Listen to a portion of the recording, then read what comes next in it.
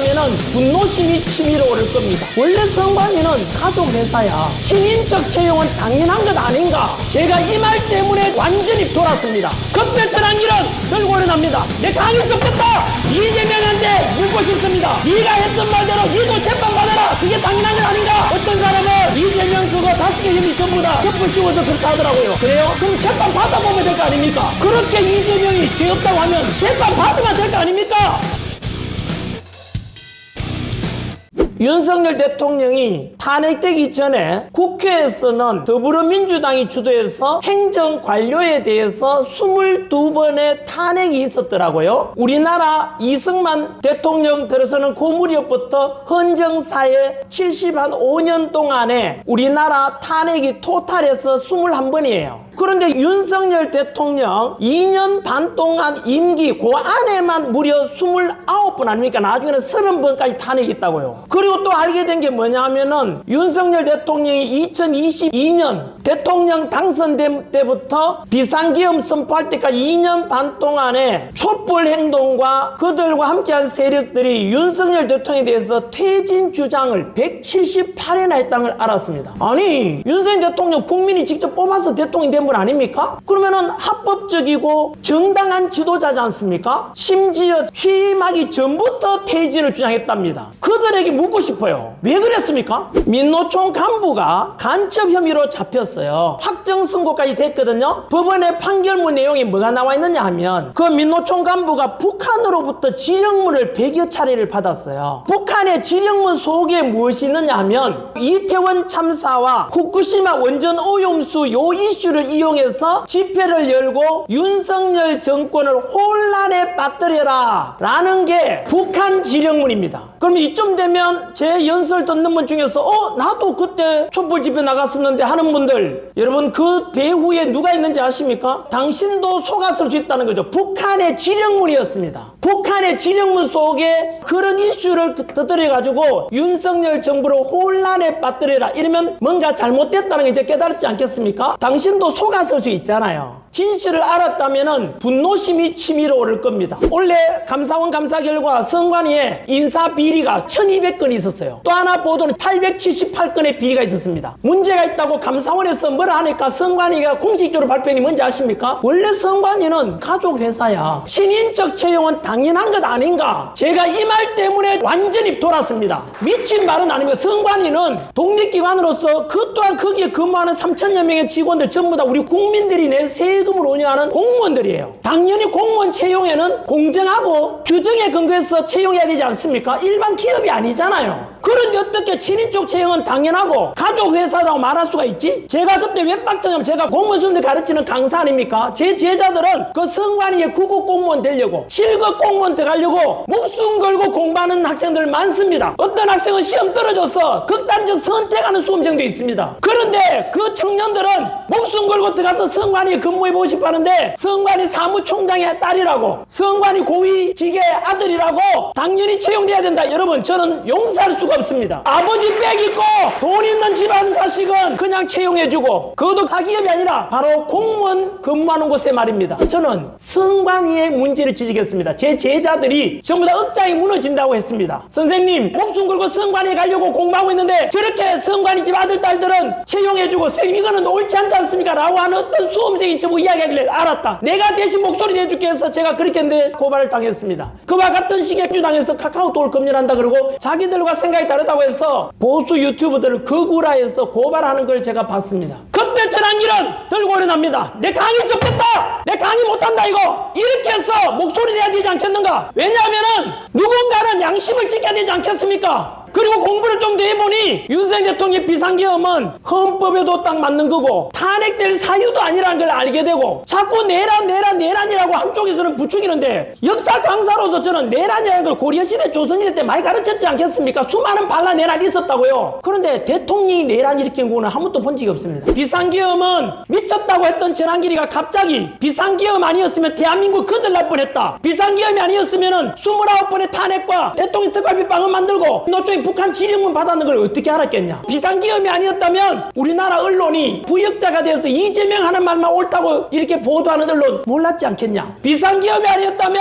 성관이가 이렇게 문제가 많았던 걸 우리가 어떻게 알았겠는가? 비상계엄이 아니었다면 헌법재판소 안에 또 사법부 안에 우리법연구회나 국제인권연구회라는 이름으로 좌파 조직이 우리나라 사법부와 공수처와 성관이를 장악했고 헌법재판소가 장악했다는 걸 어떻게 알았겠습니까? 그렇지 않습니까? 우리나라가 군사기밀 빼가고 첨단기술 빼가는 중국인이 많이 잡혔습니다. 그들에 대해서도 간첩죄 적용해야 되는 거 아닙니까? 석유 한 방울 안 나는 우리나라는 지하자원도 없습니다. 첨단기술을 먹고 사는데 우리나라 첨단기술을 중국에다 빼넘기고 미군 항공모함이 부산에 와 있는데 그 항공모함 사진을 찍어가지고 또 평택 미군기지 사진을 찍고 국정원 사진 찍어서 중국에 넘겨주다가 들킨 놈이 있습니다. 이거 간첩 아닙니까? 지금 우리나라에 중국인들이 정치적, 경제적, 사회적으로 끼치는 영향이 너무 크지 않습니까? 첨단기술 빼가고 군사기밀 빼가는데 간첩죄 적용하자라고 해서 입법을 제안했는데 그걸 반대했는 당이 있다면 여러분 이 당은 우리나라 당이 아닐 거 아닙니까? 우리나라를 지키자고 우리나라 군사기밀 지키고 우리나라 첨단기술 지키자고 하는데 반대한다면 그건 어느 나라 당입니까? 제가 역시 알고 충격 먹은 게 바로 그겁니다. 비상기업 선포되지 않을 때는 몰랐다니까요. 중국인들이 우리나라 첨단기술 빼가고 군사기밀 빼가는 것에 대해서 간첩죄를 적용하자라고 했는데 그걸 반대했는 당이 더불어민주당이라는 걸 알고 저는 경악을 금치 못했습니다. 더불어민주당이 아니라 더불어중국당 아닙니까? 더불어공산당 아닙니까? 이게 어떻게 대한민국 정당입니까? 답변해 보십시오. 이재명을 지지하고 민주당을 지지하셨던 분들 답변 한번 해보십시오.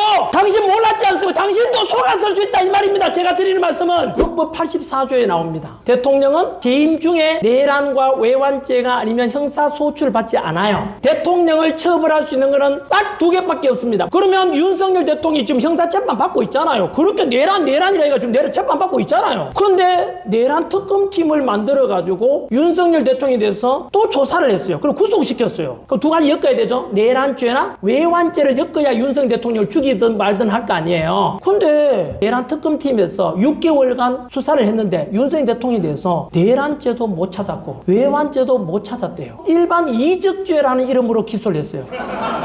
적을 이롭게 했다. 북한을 이롭게 했다라는 죄로 지금 기소를 했어요. 여러분 결국은 내란죄와 외환죄를 못 찾았어요. 내란 전담 재판부가 전한길은 법전문가 아니라서 모르지만 대한민국의 판사를 대표하는 조희대 대법원장이 위헌 소지가 있다 그랬어요. 법원행정처장 천대엽 대법관 역시 위헌 소지가 있다 그랬습니다. 그리고 전국 법관 대표회의에서 위헌 소지가 있다 그랬습니다. 전국 법원장 회의가 있었습니다. 거기 또 위헌 소지가 있다 그랬습니다. 대한민국 변호사협회 쪽에서도 위헌 소지가 있다 그랬습니다. 더 충격적인 건 진보 법조인 연합회가 있어요. 좌파들. 그 단체에서도 이 법은 위헌 소지가 있다. 이게 6대 빵으로 뭔가 문제가 있는 거 아닌가요? 초등학교만 다녀도 알고 있죠? 입법부에서는 법 만들고 행정부에서는 법을 집행하고 사법부에서 법을 심판하고 삼권 분립이잖아요. 그런데 이재명과 민주당이 나서서 내란 재판부를 설치해서 부역자 역할을 할 수 있는 그런 판사를 임명해서 선고하겠다. 위헌입니까? 아닙니까? 제가 강의 때리치우고 미국까지 와서 목소리 내는 이유가 거짓말치고 사기치려고 합니까? 저는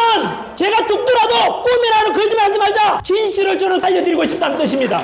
이재명을 지지하는 거 좋습니다. 이재명 반대하는 것도 좋습니다. 그건 개인의 취향입니다. 윤석열 대통령이 지지하든 반대하든 그것 또한 개인의 취향입니다. 하지만 우리가 진실 앞에서 거짓을 선택한다면 당신 또한 악의 편이 되는 것입니다. 당신의 아들, 딸이 있다면 그들에게 진실된 사람으로 남고 싶습니까? 아니면 거짓된 사람으로 남고 싶습니까? 당신이 진정으로 진실된 사람으로 살아왔고 진실된 것을 자식들과 손자, 손녀에게 물려주고 싶다면 지금 이 순간부터라도 이제 진실 앞에서 스스로 양심 고백을 하고 당신이 중요하게 생각하는 그 기준 진실 위에다가 이재명을 달아달라는 뜻입니다. 문영배가 8대0으로 대통령 파면할 때 결정적인 사유가 3가지였습니다. 곽종근 특전사령관의 진술이었습니다. 윤석열 대통령이 국회의사당에서 국회의원들이 비상계엄 해제를 못하도록 국회의원들 끌어내라고 말했다는 요 진술. 두 번째, 16명에 해당되는 정치인들 체포하라. 바로 홍장원 메모입니다. 세 번째, 한덕수 국무총리가 비상계엄 선포 때 국무회의를 제대로 열지 않았다라고 말했는데 이 3가지가 4월 4일 날 윤석열 대통령의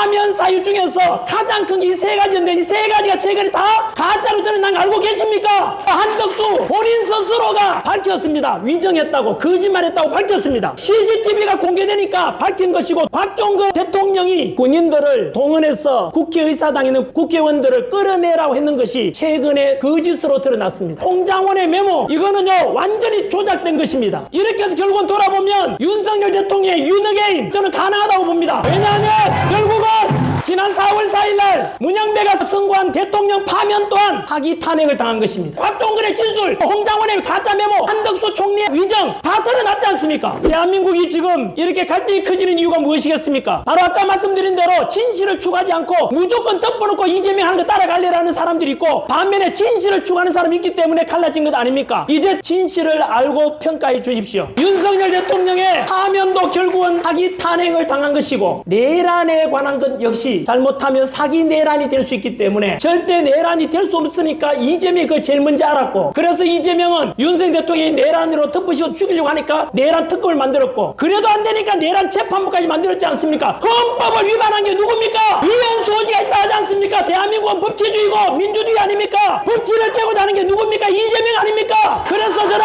헌법적인 가치와 법률적인 가치에 근거해서 이재명을 반드시 끌어내려야 한다고 생각하는 것입니다. 제가 뭐 하려고 돈 잘 벌고 인기 있다가 이 길을 선택했겠습니까? 저는 대한민국의 진실이 승리하길 바라기 때문에 그동안 언론에서 첫 번째 속아왔던 것에 대해 진실을 알려드리고 싶고 두 번째 거짓에 맞선 진실이 승리하고 불의에 맞선 정의가 승리하고 헌법 뭉개버리고 5개 받고 있던 재판도 안 받겠다. 이재명이가 성남시장 할 때 박근혜 대통령 보고 그랬습니다. 대통령이라도 범죄가 있으면 재판 받아야 되지 안 받으면 강제로라도 끌어와서 재판 받게 해야 되지 않냐라고 했던 게 이재명입니다. 이재명한테 묻고 싶습니다. 네가 했던 말대로 니도 재판 받아라. 그게 당연한 건 아닌가? 조선시대는 27명의 왕이 있었습니다. 그 중에 최악의 왕이 연산군입니다. 다들 아실 겁니다. 폭군입니다. 그 연산군 비판하니까 비판하는 기관 사관은 없애버리고 말조심 차고 다니겠습니다. 신은페라에서 차고 다니는데 지금 이재명이 하는 게 연산군을 닮아가고 있습니다. 연산군의 끝이 어땠습니까? 히틀러 끝이 어땠습니까? 히틀러는 2차 대전 일으켜서 6천만 명을 학살했고 유대인을 500~600만 학살했습니다. 연산군의 끝이 어땠습니까? 결국 왕자리에서 끌어내리고 쫓겨났습니다. 우리 자유민주주의를 수호하고자 하는 사람들은 윤석열 지지하고 반대하고를 넘어가지고 반드시 이재명을 저는 끌어내려야 하는 그 말이 우리 대한민국을 살리는 일이고 우리 국민들을 살리는 일이다. 저는 그렇게 주장하고 있습니다. 그리고 죄 없는 사람 윤석열 대통령 무죄가 선고되어 윤어게인 돼야 되고 진짜 감옥 가야 될 사람 누굽니까? 죄 지은 사람은 이재명. 어떤 사람은 이재명 그거 5개 혐의 전부 다 덮어 씌워서 그렇다 하더라고요. 그래요? 그럼 재판 받아보면 될 거 아닙니까? 그렇게 이재명이 죄 없다고 하면 재판 받으면 될 거 아닙니까?